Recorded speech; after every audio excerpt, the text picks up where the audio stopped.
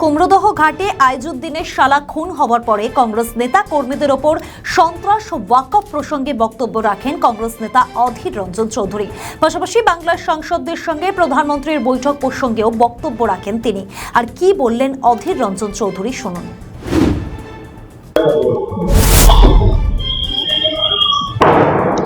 আপনারা জানেন যে কয়েকদিন আগে কুমড়োদার ঘাটে তৃণমূল কংগ্রেসের অন্তর্দ্বন্দ্বে তৃণমূল কংগ্রেসের দুটো গোষ্ঠীর মধ্যে সংঘর্ষে একজন তৃণমূল কংগ্রেসের নেতার শালাবাবু খুন হয়েছেন। প্রথম দিন থেকে আমরা বলে আসছি পুলিশ নিরপেক্ষ তদন্ত করুন এবং যে দোষী তাকে ধরুন এবং শাস্তি দিন। হঠাৎ করে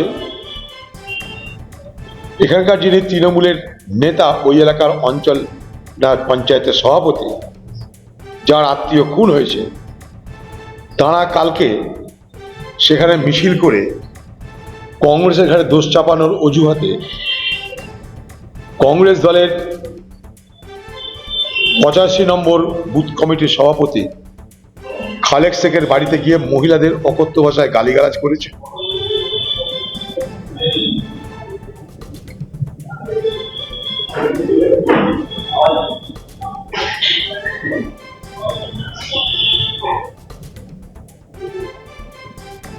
এবং তার পরিবারের যা সন্তান, তার মানসিক ভারসাম্যহীনছে তাকে পর্যন্ত মারধর করতে যায়। ঠিক একইভাবে পেশায় ডাক্তার ইসলামকে নূর ইসলাম বলে আরেকজন, তার রাজধরপাড়া অঞ্চল, কুমড়োদার ঘাট রাজধরপাড়া অঞ্চলের মধ্যেই এই গোটা এলাকাটা পড়ে। তৃণমূলের নেতা খুন হয়েছে, তৃণমূলের নেতার আত্মীয় খুন হয়েছে। তৃণমূলের নেতা যদি মনে করে তার আত্মীয়কে খুন করেছে, তার জন্য পুলিশের কাছে চাপ দিই, কিন্তু সে নিজে নিজে ঠিক করে নিয়েছে কার কার বাড়িতে হামলা করতে হবে। দিয়ে খালেক শেখ, নুর ইসলাম, যারা ওই এলাকায় ডাক্তারি করে, কেউ কেউ সাধারণ মানুষ, তাদের বাড়িতে গিয়ে গালি গালাজ, ভাঙচুর, গ্রিল ভেঙে দাও, এইসব মস্তানি গুন্ডামি করার চেষ্টা করছে এবং করছে। প্রশাসনকে আমরা জানিয়ে রাখছি, যদি মনে করে তৃণমূল দল নিজেদের মধ্যে খুন করে কংগ্রেসের লোকেকে হাত দেবে, কংগ্রেসের উপর অত্যাচার করবে, আমরা কিন্তু বসে থাকবো না। আমরা বসে থাকবো না তো থাকবো না। পুলিশ বা টিএমসি পার্টি যদি কাউকে লিজ দেয় যে তুমি যা খুশি তা করতে পারো, সেটা আলাদা ব্যাপার। মানুষ লিজ দেবে না। তৃণমূলের নেতা তার আত্মীয় খুন হয়েছে, আমরা বলিনি যে আসামিকে ধরতে হবে না, আমরা বলছি আসামি ধরো।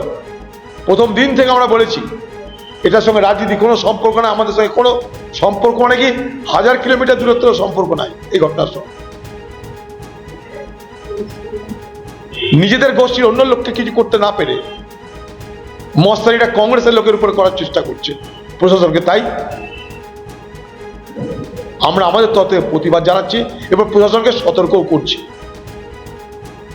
মুখ্যমন্ত্রী মমতা ব্যানার্জি বহরমপুরে পা রেখেছে, তৃণমূল নেতারা হাতির পা দেখেছে, বাড়ি বাড়ি গিয়ে অত্যাচার করা শুরু করে দিয়েছে। এসব চলবে না। মুর্শিদাবাদের সংখ্যালঘু মানুষকে নিয়ে ধান্দাবাজি চলবে না মমতা ব্যানার্জি। এই ওয়াকফ আইনের মান্যতা দিয়ে যেভাবে ওয়াকফ সম্পত্তির নথিভুক্তিকরণ হচ্ছে, রেজিস্ট্রেশন হচ্ছে, সেখানে এক বড় ঘাপটা চলছে, বড় ধান্দাবাজি চলছে, বড় অনৈতিক অন্যায় কাজ চলছে। 1 নম্বর খতিয়ানে বিএলআরওরা মসজিদ, কবরস্থান, দরগা, ঈদগাহ সবকিছুকে রেজিস্ট্রেশন করছে।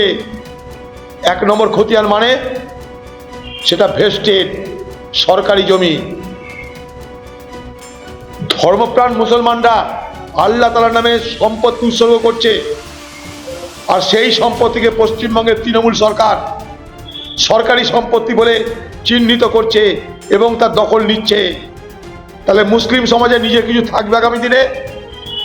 মুসলিম সমাজ আগামী দিনে এটা বলতে পারবেন না যে এই মসজিদটা সমাজের, এই দরগাটা সমাজের, এই কবরস্থানটা সমাজের।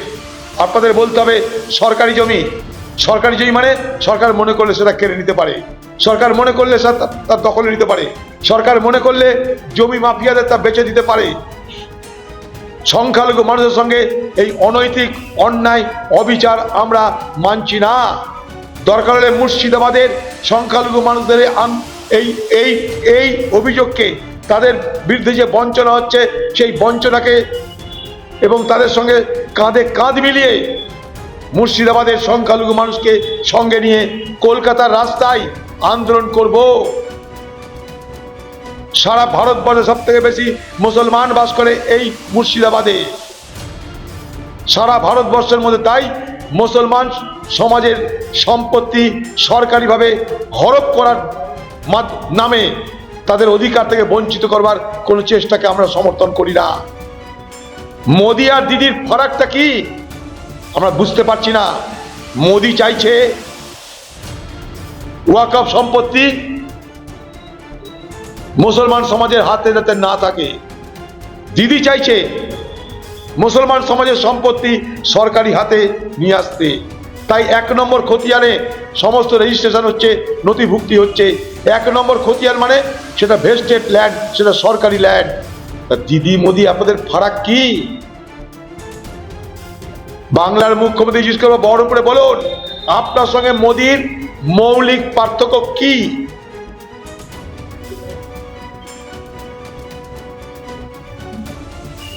মুসলমান সমাজের প্রতি অন্যায় আমরা মানছি না, মানব না। 1 নম্বর খতিয়ানে রেজিস্ট্রেশন করা বন্ধ করতে হবে। সমাজের সঙ্গে আলোচনা করুন। আমি চিঠি করেছি কেন্দ্রের সরকারকে যে যতক্ষণ পর্যন্ত না শেষ ওয়াকফ সম্পত্তি নথিভুক্ত হবে ততদিন সময় বৃদ্ধি করতে হবে। 5ই ডিসেম্বরের মধ্যে কোনোভাবেই, আবার বলছি 5ই ডিসেম্বরের মধ্যে কোনোভাবেই এত ওয়াকফ সম্পত্তি ডিজিটালি নথিভুক্ত হতে পারে না, পারে না, পারে না। গায়ের জোরে কিছু করতে যাবেন না। গায়ের জোরে কিছু করতে গেলে তার ফল কখনো ভালো হতে পারে না। তাই রাজ্যকে বলবো, কেন্দ্র, 2 রাজ্যকে বলবো, কেন্দ্র সরকার রাজ্য সরকার উভয়কে বলবো, এইভাবে একটা সমাজের সঙ্গে অন্যায় করতে পারবেন না।